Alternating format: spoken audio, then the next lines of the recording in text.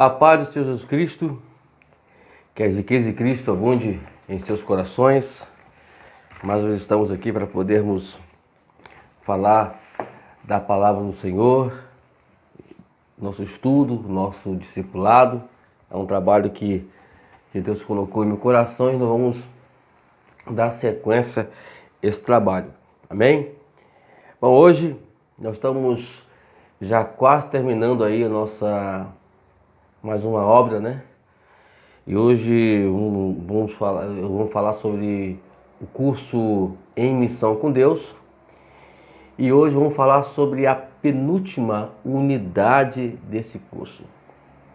É a unidade 7, né? Essa unidade tem a unidade 8, são 8 unidades. E hoje vamos falar sobre a unidade 7, que é Paulo na missão com Deus, o Evangelho para todos os povos. Hoje vamos falar sobre abaixo de Jesus, o homem mais brilhante, mais que trabalhou após Jesus Cristo.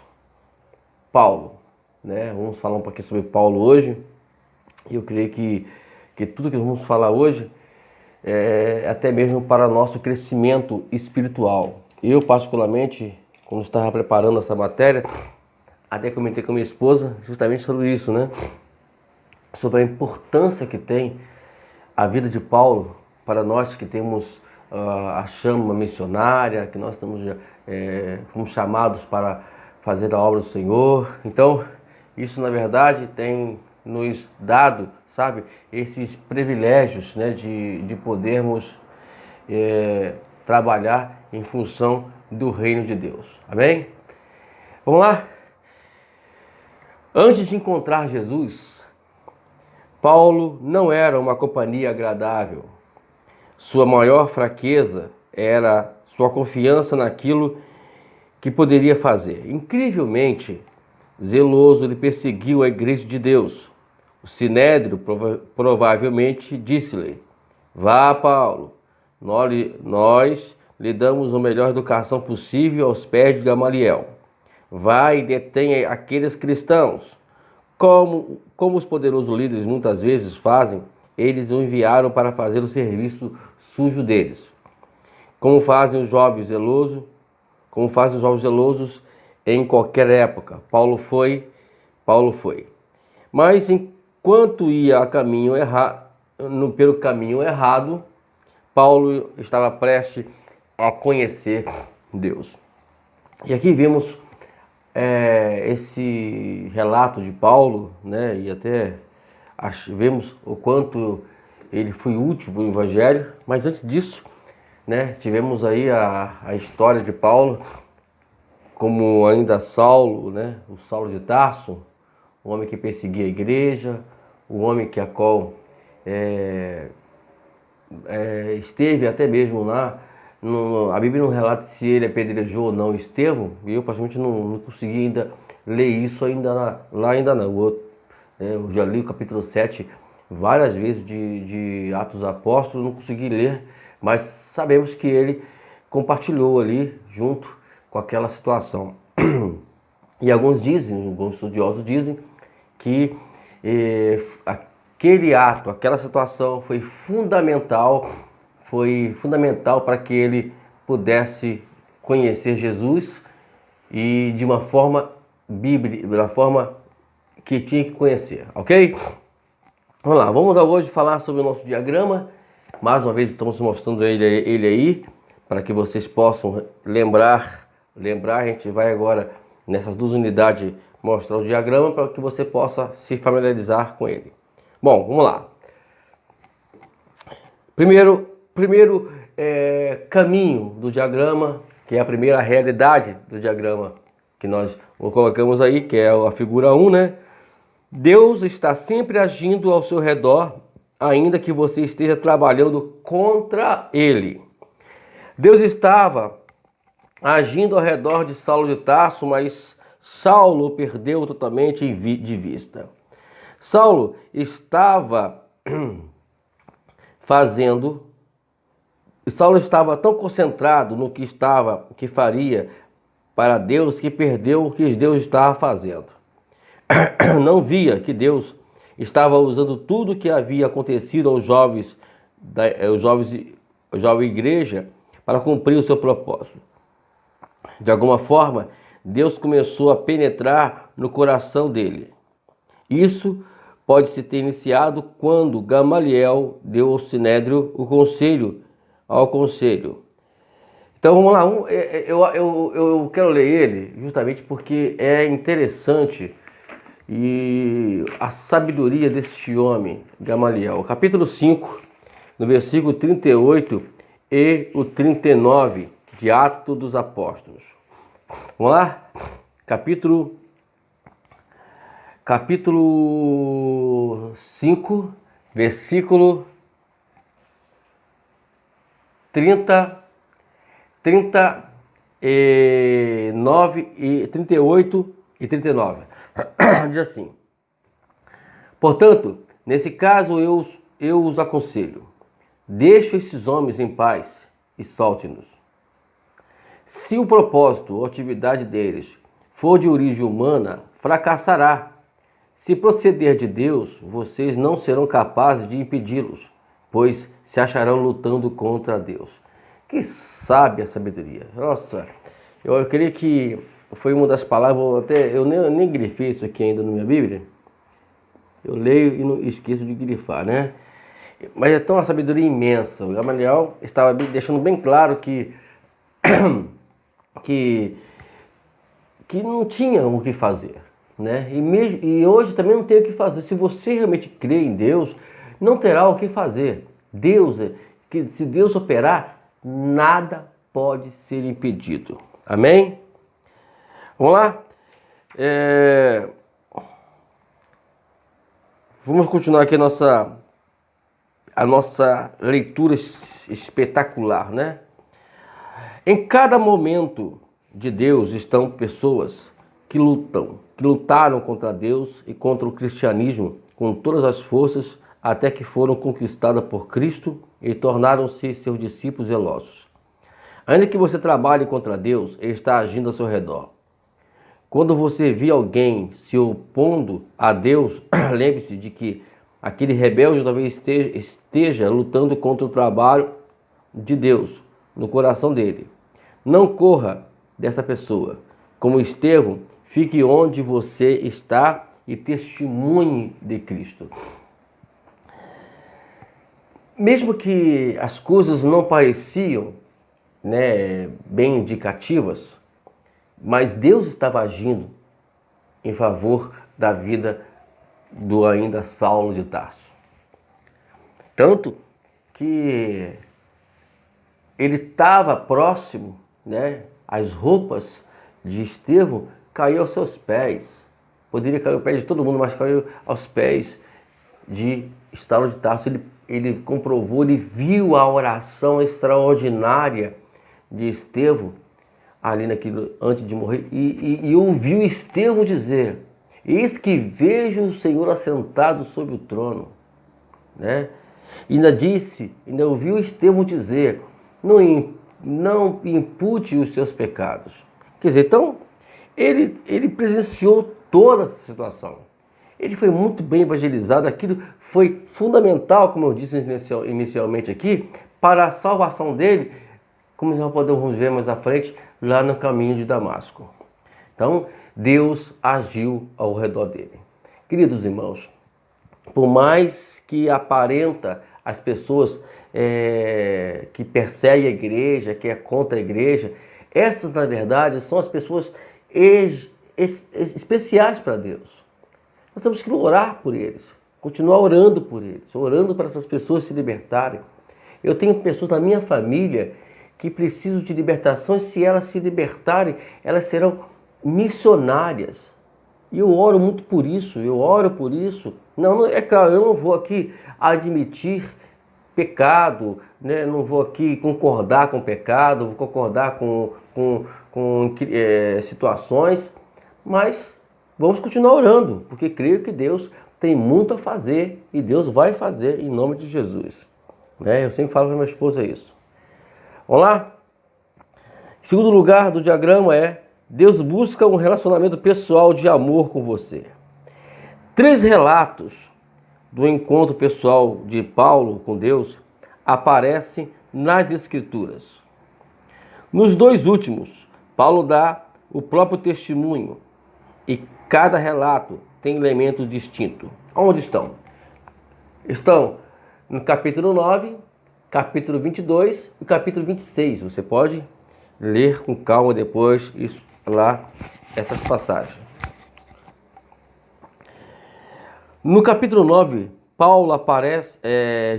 no capítulo 9, Jesus aparece a Saulo em sua grande luz e diz: Saulo, Saulo, por que me persegue? Deus não estava apenas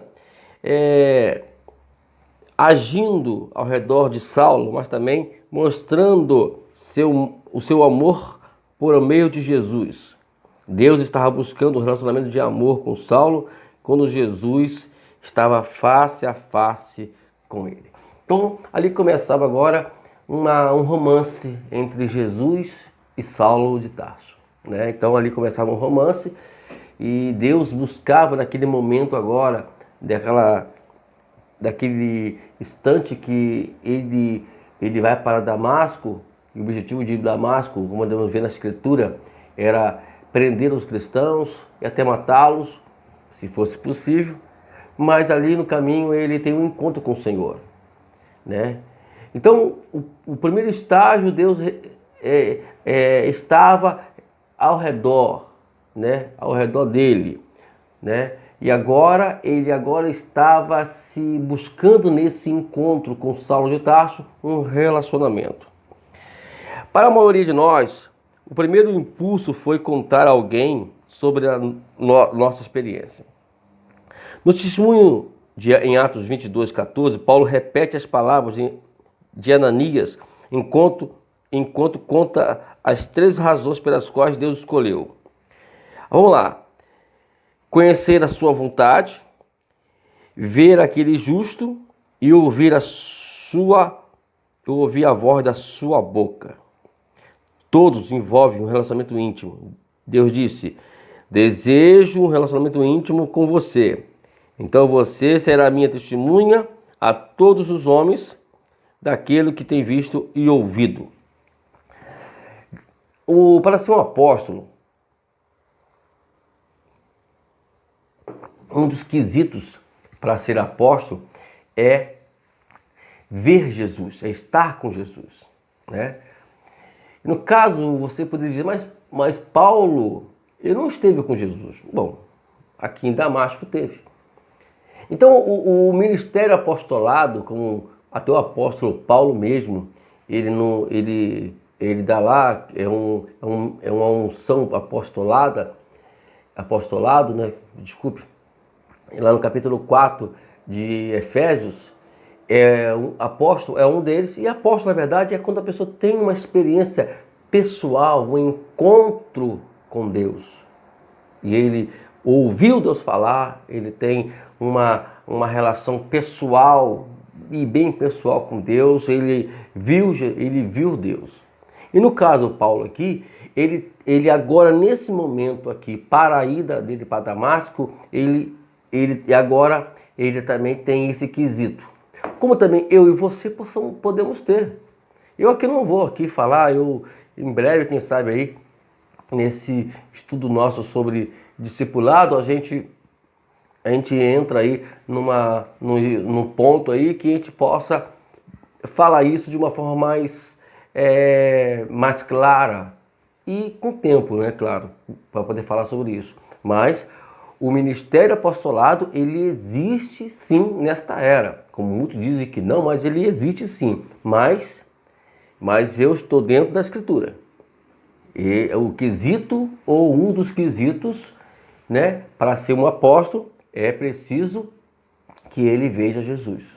Como os apóstolos andaram com Jesus, não somente viviam, mas andaram com Jesus, como também Paulo também. E Paulo, diz a Bíblia, né, no capítulo 12 de 2 Coríntios, ele foi até o 3º céu.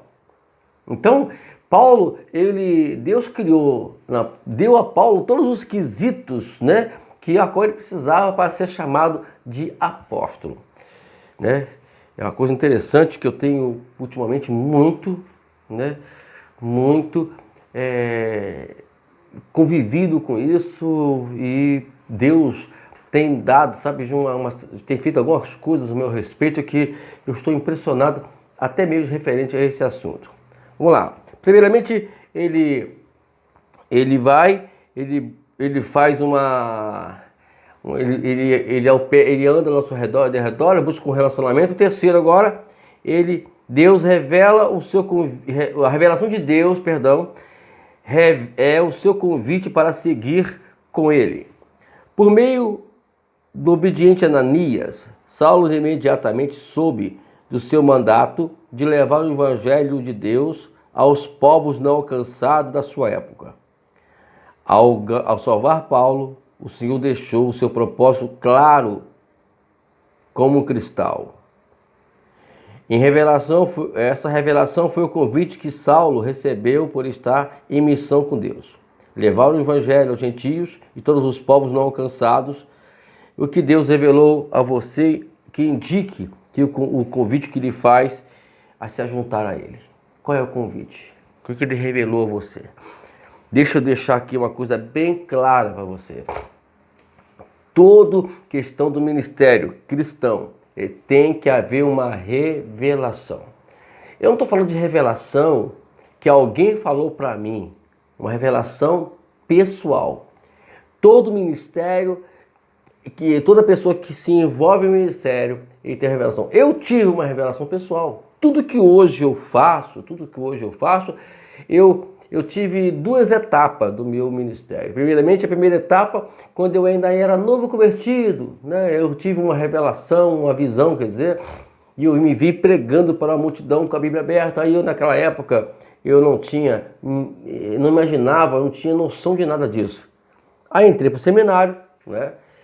Participei do seminário, entrei para o seminário para poder eu me atualizar com a palavra, e no seminário eu fui me amadurecendo, né? Aí fui entendendo aos poucos essa questão ministerial.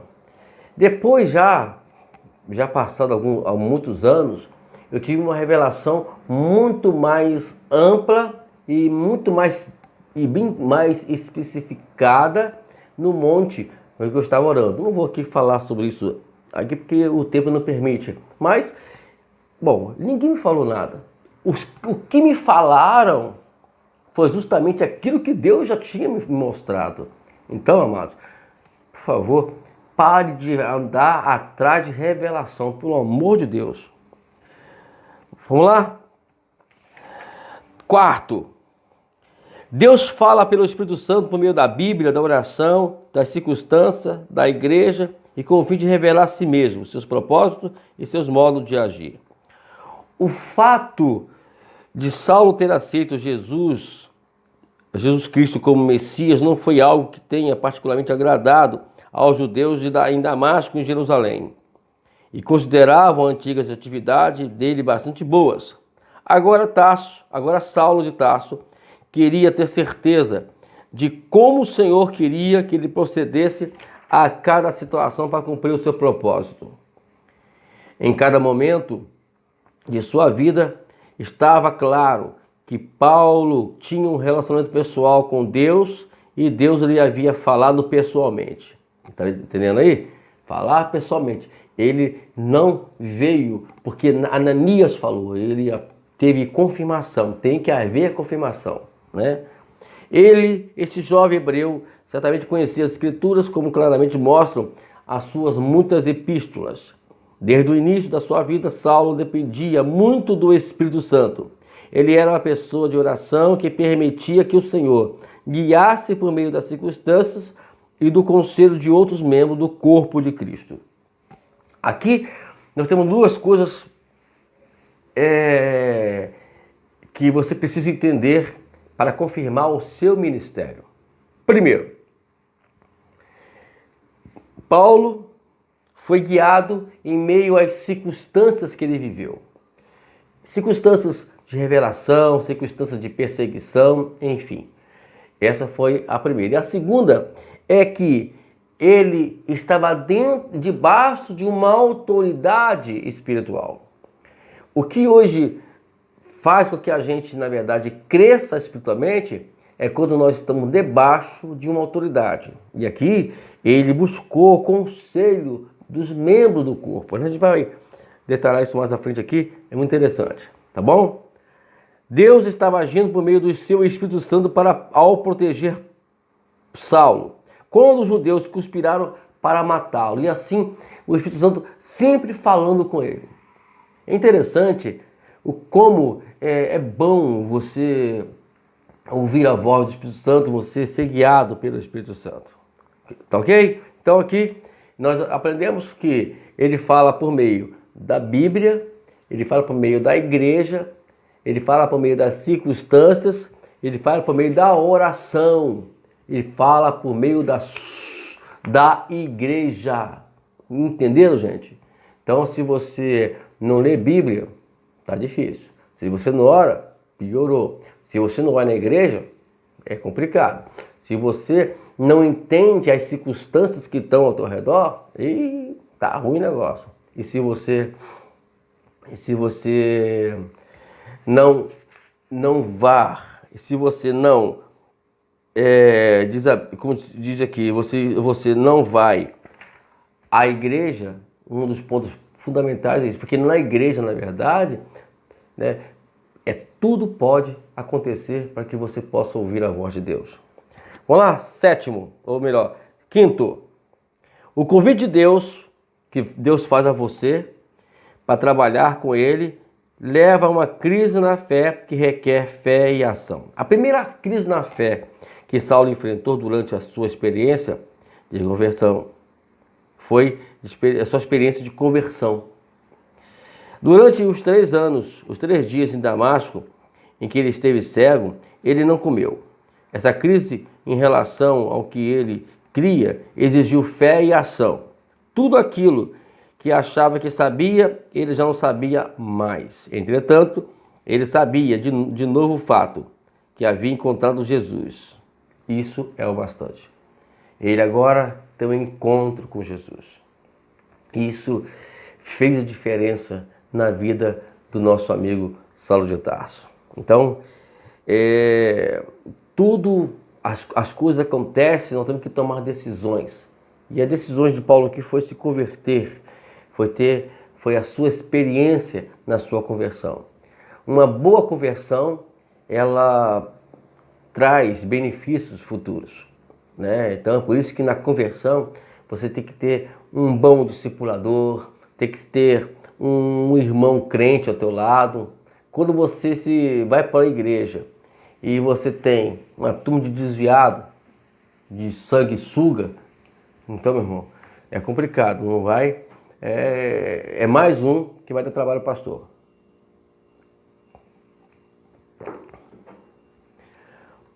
Seis, é preciso fazer ajustes maiores em sua vida para juntar-se a Deus naquilo que está fazendo.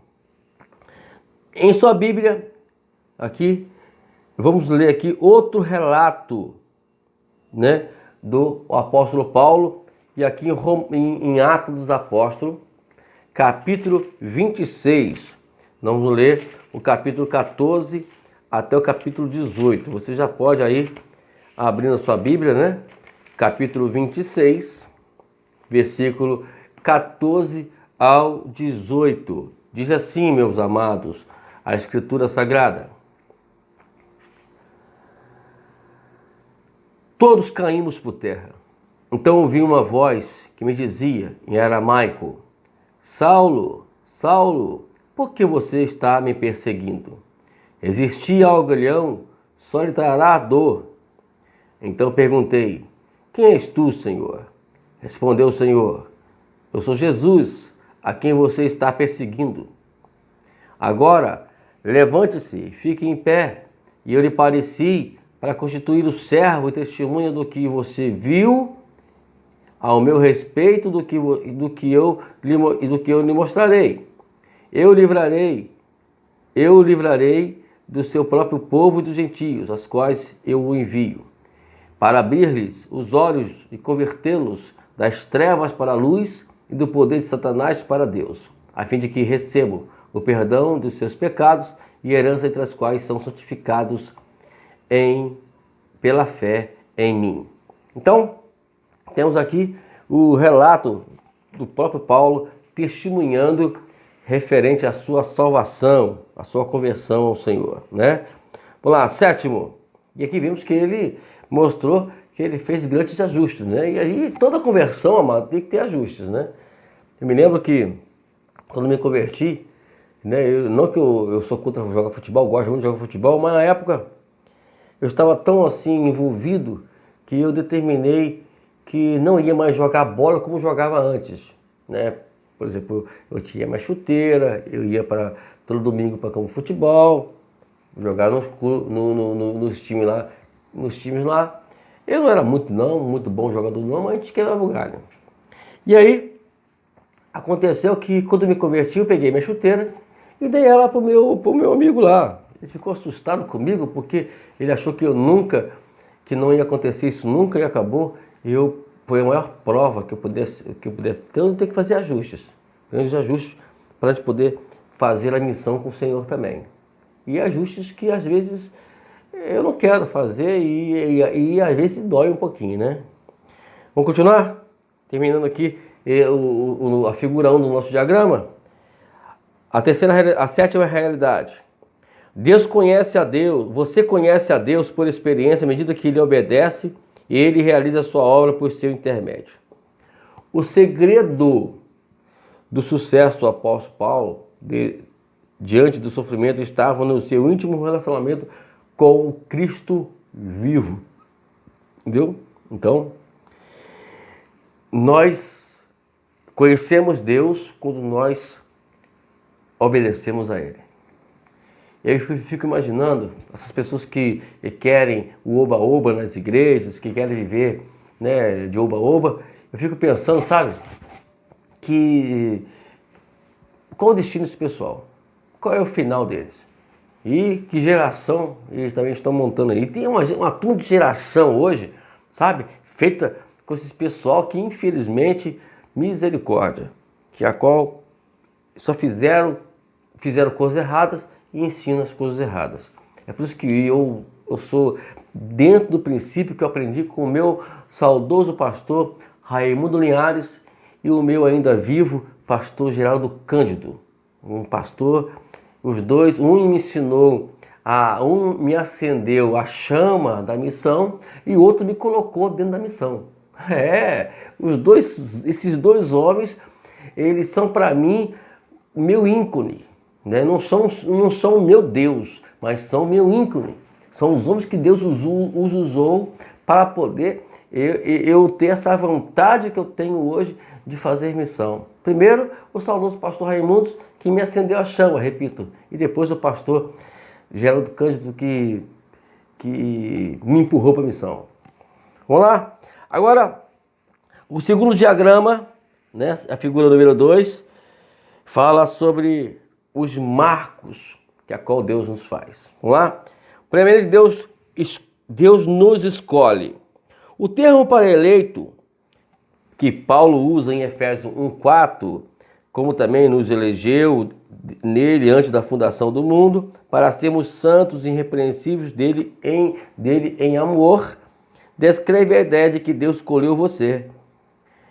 Como já mencionei na unidade anterior, é como Deus olhasse para uma fotografia e fizesse um círculo ao redor de você. O mesmo termo também é traduzido como escolhido lá em Atos 9:15. Quando Deus disse a Ananias que Paulo havia sido escolhido.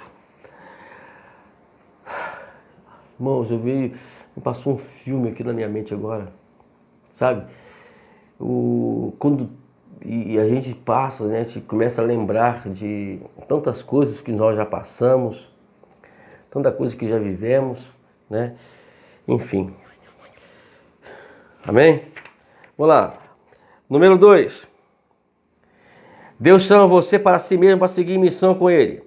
Os cristãos muitas vezes olham para a sua experiência antes de encontrar Cristo como que possam discernir o que Deus os chamou. Eles poderiam fazer este teste de personalidade para descobrir as suas habilidades. No entanto, o chamado de Deus muitas vezes é diferente daquilo que as pessoas imaginaram.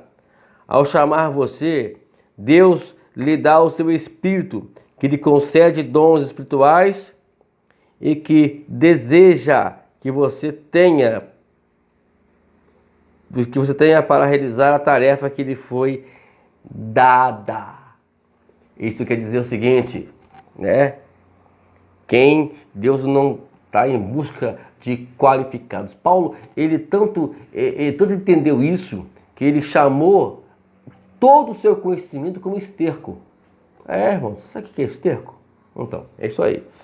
Então ele chamou, é isso que chamou do seu conhecimento, que ele tinha. Então ele se zerou e disse, eu vou começar tudo de novo. Eu quero conhecer tudo, né? E aí, Paulo entrou para os treinamentos, né, nas escrituras. E treinamento é esse? Aprender. E por isso que eu falo que o curso teológico, um seminário, é fundamental para quem quer ter uma vida, um ministério de sucesso. Vamos lá?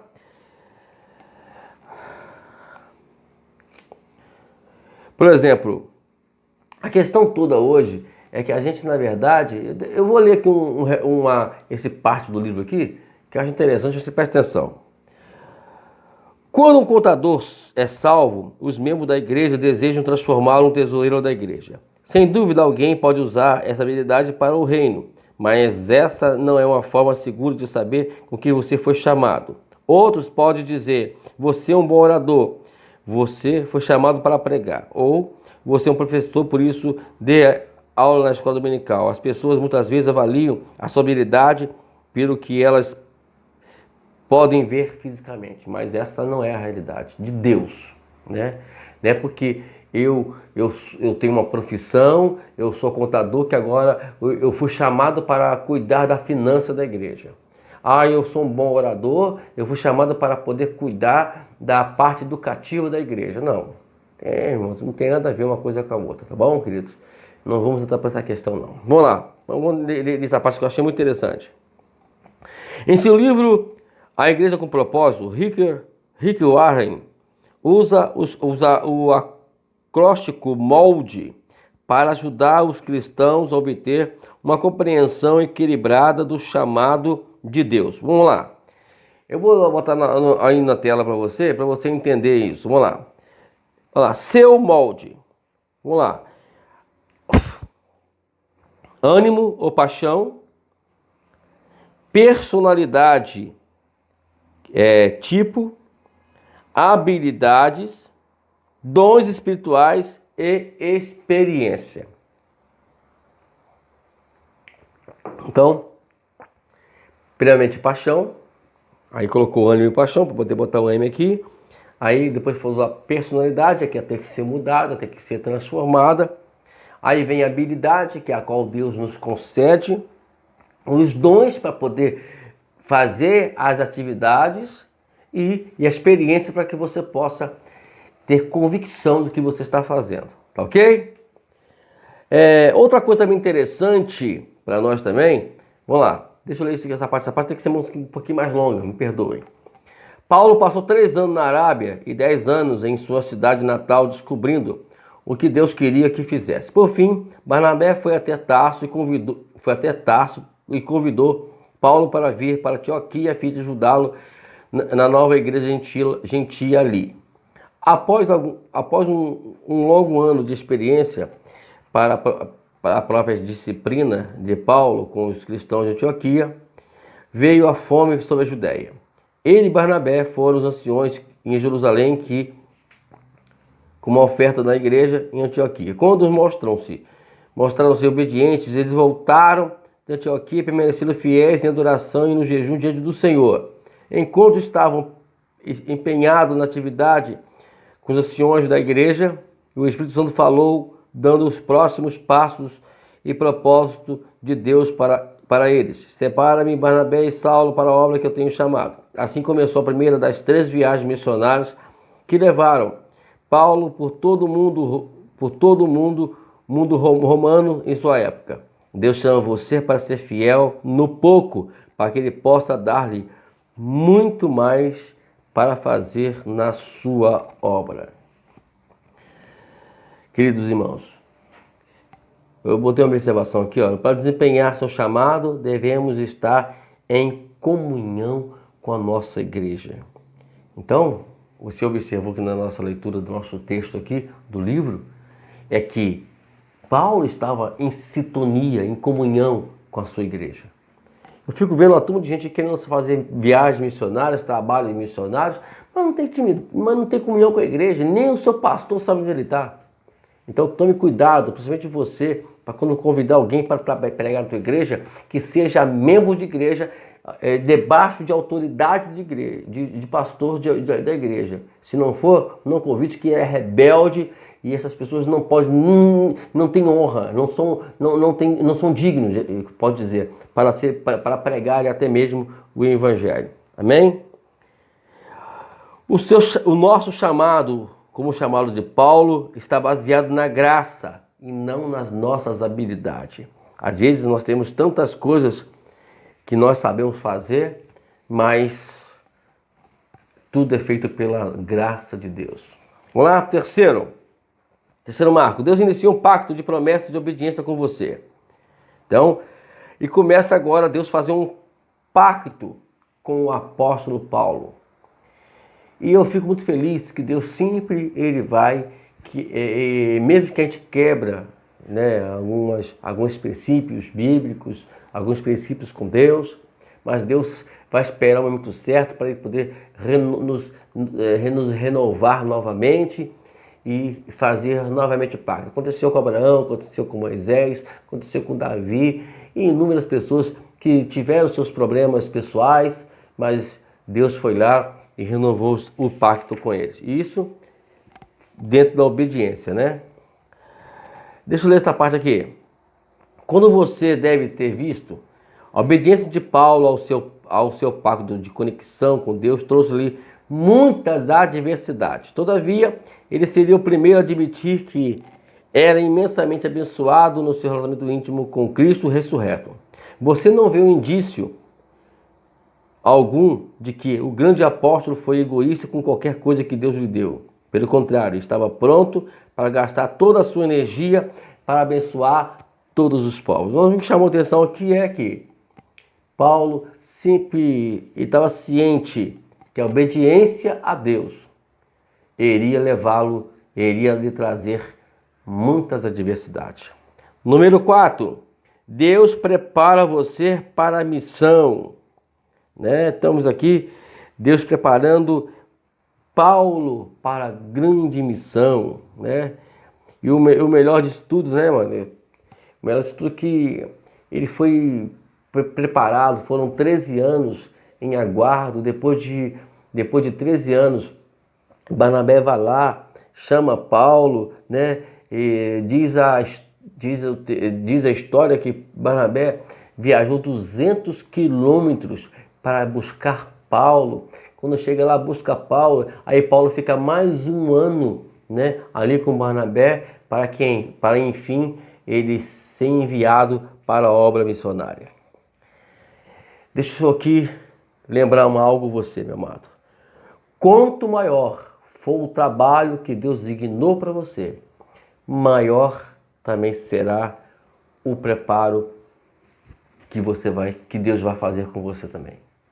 Então, é um detalhe que você não pode nunca esquecer disso, entendeu? Nunca se esqueça. Se você está sendo, na sua visão, demasiadamente se preparando e as coisas não funcionam, sabe que tudo tem um porquê. E o porquê é que o trabalho é grande. Tome cuidado em não querer se precipitar, em querer abrir uma igreja, querer ser pastor, querer ser isso, aquilo, de forma precipitada, e isso vai lhe trazer consequências ruins mais tarde. Eu conheço pastores, né, que até mesmo na época eu ordenei ele a pastor também, a pastor convenção que nós fizemos na igreja onde eu dirigia, e que ele, na verdade, a igreja dele não saía daquele tanto de pessoas. Eu me lembro que quando eu ainda eu estava começando o ministério onde que nós entregamos aqui em Itaguaí, e eu falei, Senhor, confia na tua mão, se for para ficar aqui com meia dúzia de pessoas, levo isso e vou para outra igreja. Foi eu fechar a boca, na semana seguinte, o Senhor encheu a igreja, só no culto foi mais de 60 pessoas. Então, Deus trabalha na nossa vida, mas Ele prepara.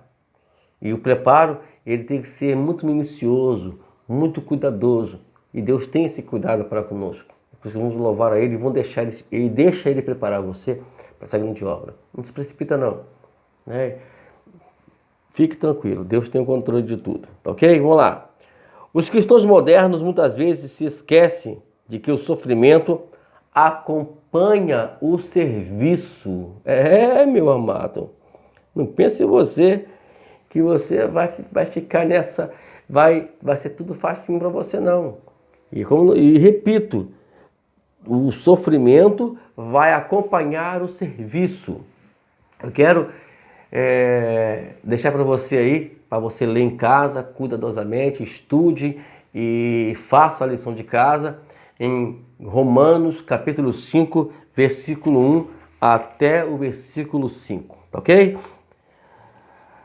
Quando você acha que a vida é muito difícil, Deus está simplesmente preparando você para uma tarefa maior, para fazer algo que você não esperava, mas para a qual Ele o chamou. Aleluia. Que Deus te abençoe, amada. E permita a Deus trabalhar na tua vida. Vamos lá? Número 5. Siga o Marco. Deus envia você para onde Ele poderá trabalhar por seu intermédio para cumprir a missão. Então, Deus sabe onde Ele vai poder usar você, aonde você vai ser útil para Ele. Deixa eu ler aqui e compartilhar para você uma estatística que tem que nos levar ao tem que nos levar à tristeza e orar para que nós possamos nos alegrar para podermos sair dessa estatística que ela é muito ruim. Escute somente o que eu vou ler e você atenta aí para você entender ela. Hoje, cerca de 1,7 bilhão de pessoas ainda não têm acesso ao Evangelho. Coloquemos a questão nos seguintes termos. Se você pudesse testemunhar por uma... E aí Paulo entende que ele tem que atravessar a Macedônia. Então, o que nós entendemos aqui, queridos, é que vamos descansar, queridos, vamos descansar. Porque é Deus que vai nos guiar para a missão. Não é nós que vamos criar a missão. Nunca se esqueçam disso, por favor. A maneira pela qual Deus guia nunca é estereotipada e nem monótona. Nunca foi. Vamos lá. Deus usa você para glorificar o seu nome, número 7. O apóstolo dos gentios teve um papel especial na missão de Deus aos apóstolos, que os judeus deixaram de abençoar. Deus também usou Paulo para escrever quase a metade do Novo Testamento. Percebe que quanta glória Deus pode receber por meio de uma vida de uma pessoa? Deus teria encontrado outra pessoa por meio do qual poderia operar, mas Paulo teria perdido sua recompensa de ser um servo fiel. Então vamos lá. Deixa eu comentar isso aqui, que isso aqui me veio à mente agora como uma revelação de Deus.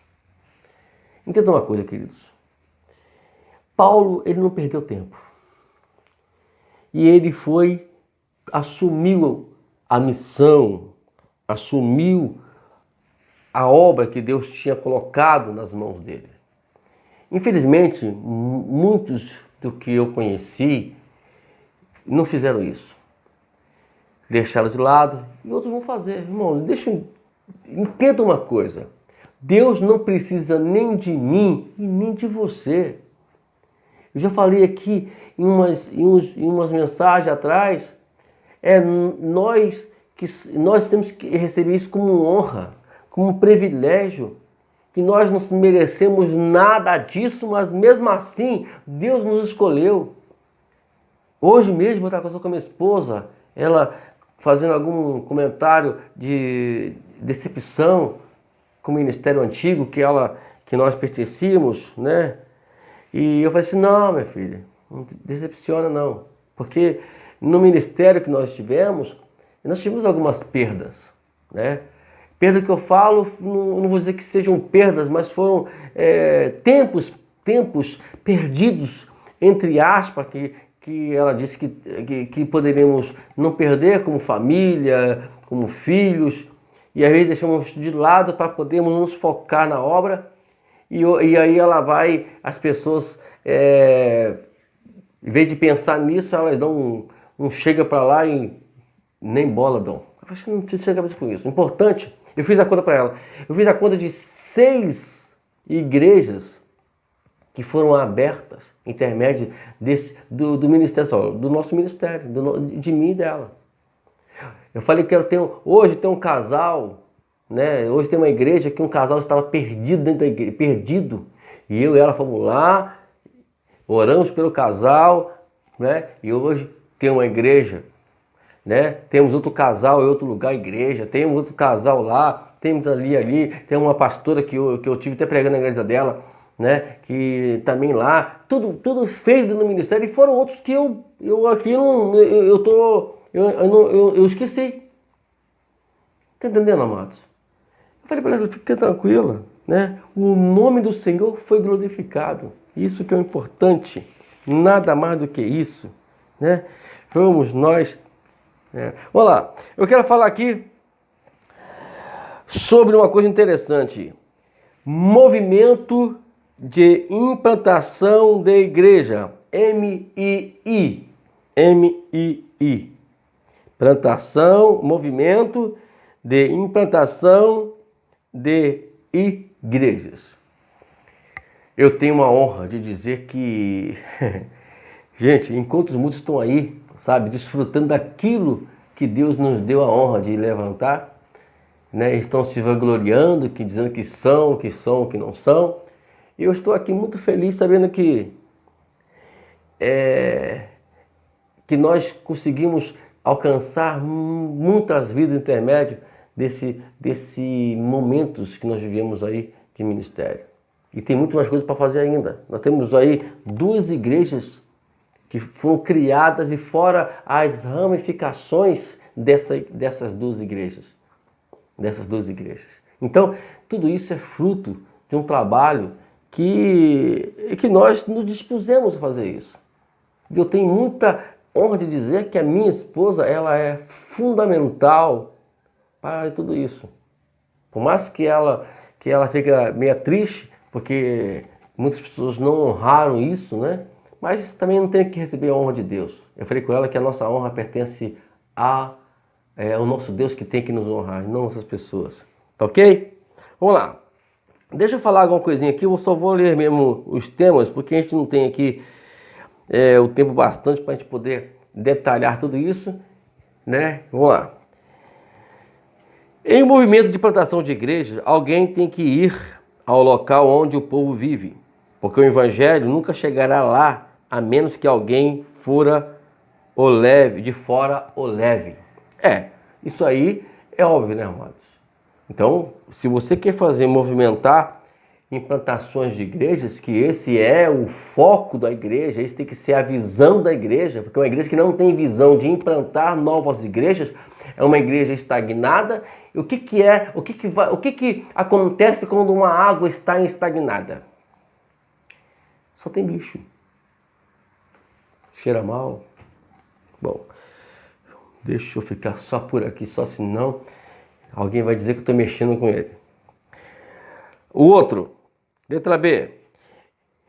Em um movimento de implantação de igreja, alguém precisa verificar a situação a fim de ver o que Deus já fez, o que está fazendo, né?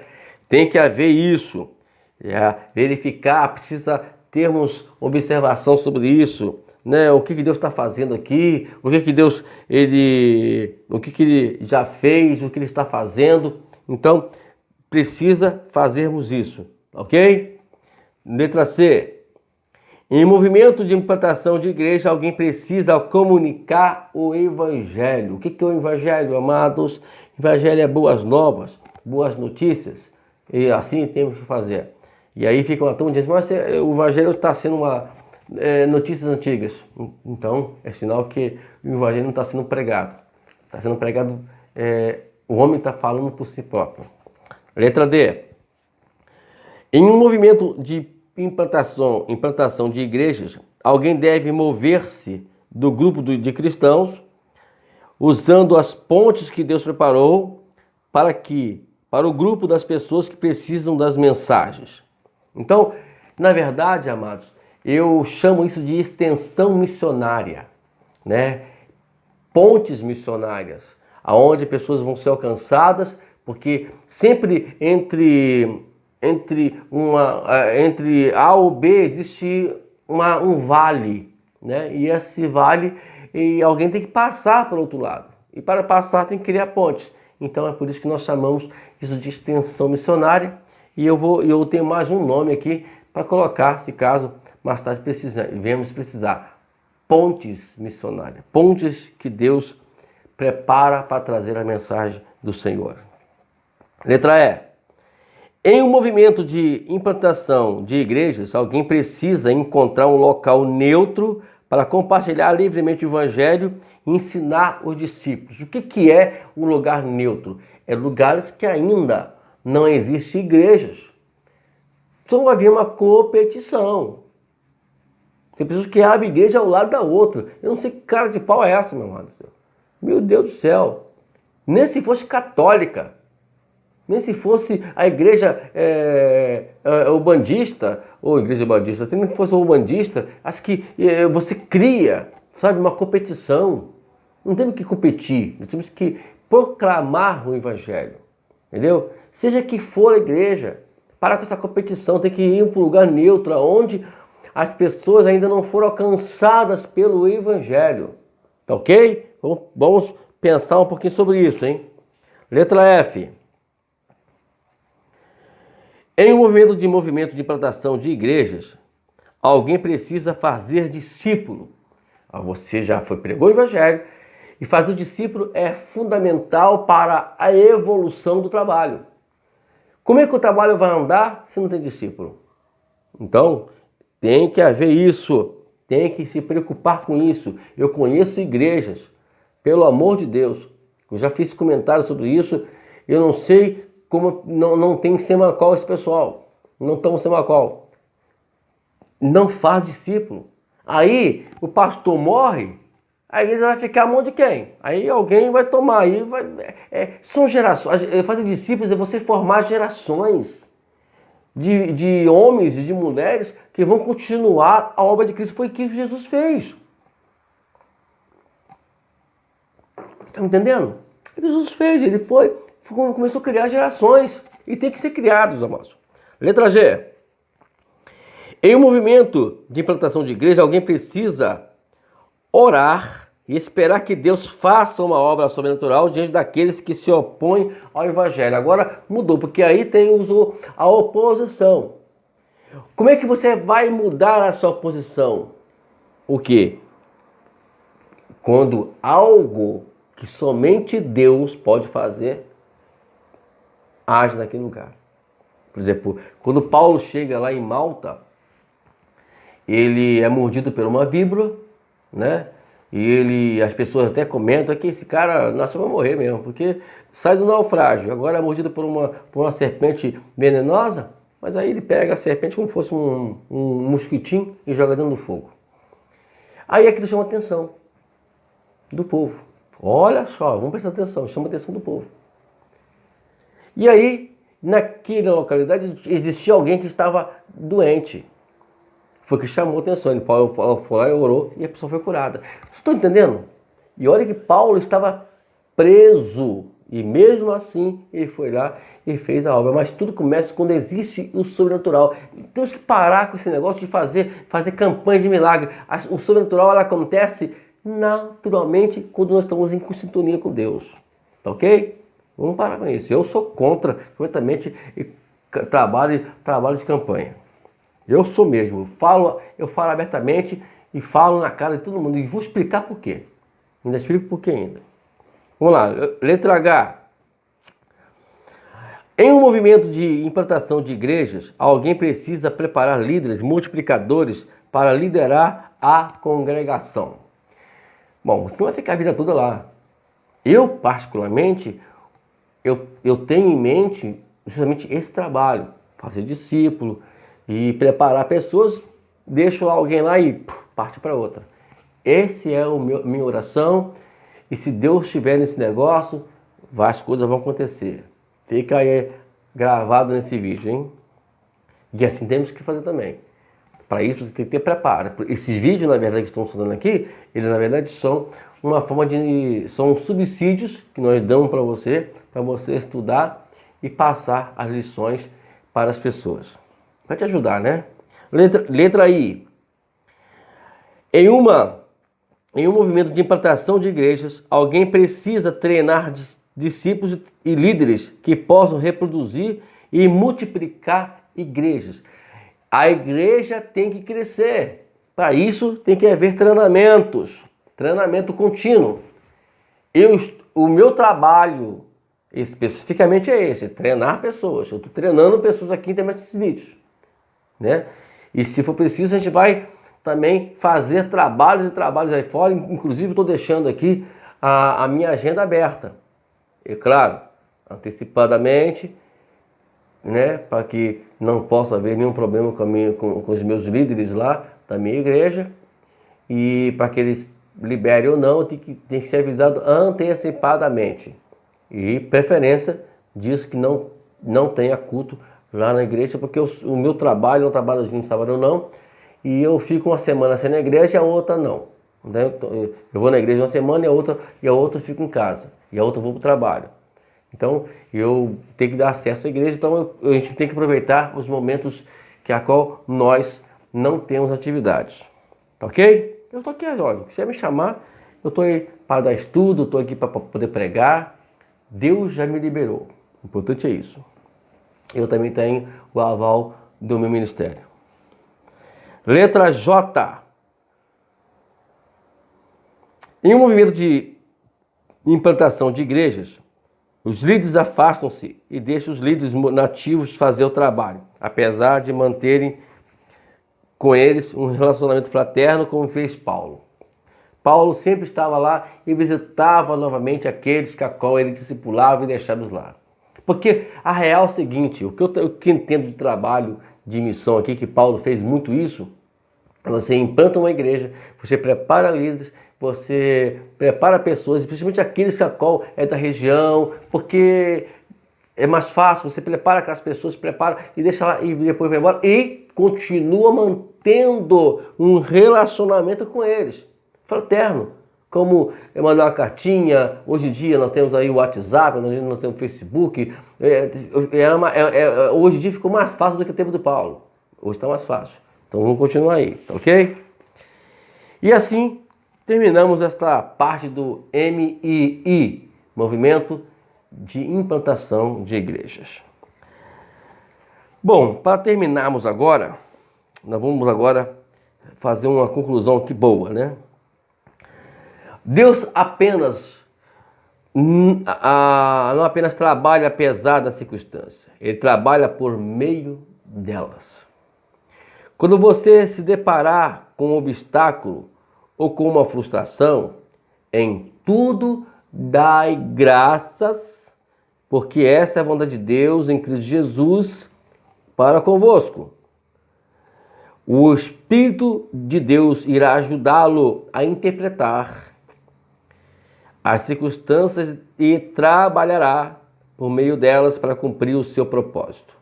Quando você concluir algo a respeito de uma circunstância, peça a Deus para confirmá-lo por meio da sua palavra, da oração dos outros cristãos e da direção do Espírito Santo.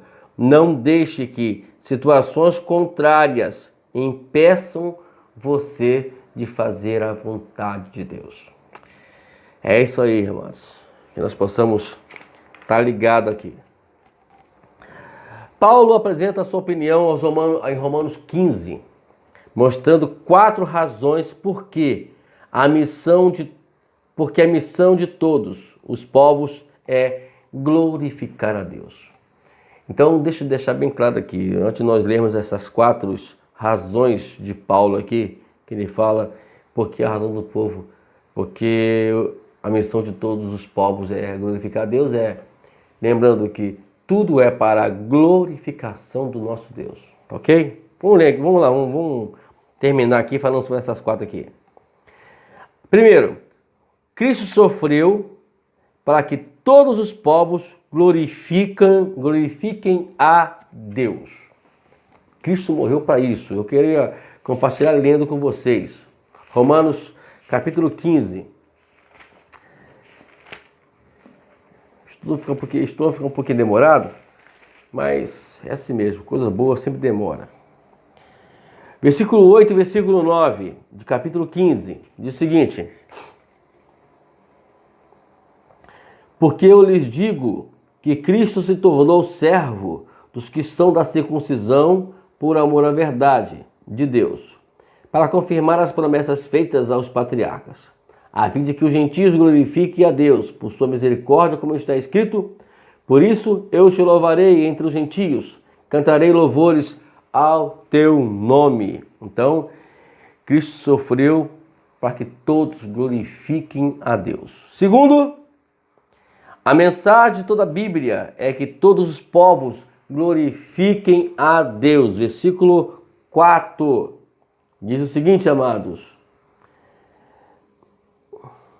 porque tudo isso foi escrito no passado, foi escrito para nos ensinar, de forma que, por meio da perseverança e do bom ânimo procedente das Escrituras, mantenhamos a nossa esperança. Aleluia. Número 3. A unidade. Deus deseja a unidade do seu povo para que ele seja glorificado entre os povos. Vamos ler aqui o versículo 5 até o versículo 7. O Deus que concede perseverança e ânimo lhes deu um espírito de unidade, segundo Cristo Jesus, para que, com um só coração, uma só voz, vocês glorifiquem a Deus e o Pai de nosso Senhor Jesus Cristo. Portanto, aceitem-se uns aos outros da mesma forma que Cristo os aceitou, e a fim de que vocês glorifiquem a Deus. Unidade, sabe? A coisa que mais Deus espera que tenhamos é unidade. Unirmos uns aos outros, né? Vivermos no mesmo ânimo, vivermos na mesma perseverança, né? Então isso é muito gostoso, muito bom. E não vem me dizer que acontece porque a igreja, assim, não. Acontece porque a gente, na verdade, não estamos centralizados nas Escrituras Sagradas. Porque se nós estamos centralizados aqui, as coisas melhoram, ok? Vai dar certo assim, em nome de Jesus. Vamos lá, 4 e última. E eu fechei aqui, né? A razão porque Deus chama missionários é para que todos os povos o glorifiquem. Para que existem os missionários? É para levar o nome do Senhor e o nome dele ser glorificado. Bom, queridos, que bom que a gente, na verdade, estamos envolvidos nesse trabalho missionário. né? Eu creio que se você ainda não se frutificou ainda, você frutifique, mano. É muito bom. Eu estou aqui trabalhando, estou orando, estou fazendo o meu trabalho, justamente para isso, para que o nome dele seja glorificado. Eu sei que muitas vezes a gente comete alguns deslizes nas nossas vidas, mas eles são para a nossa maturidade.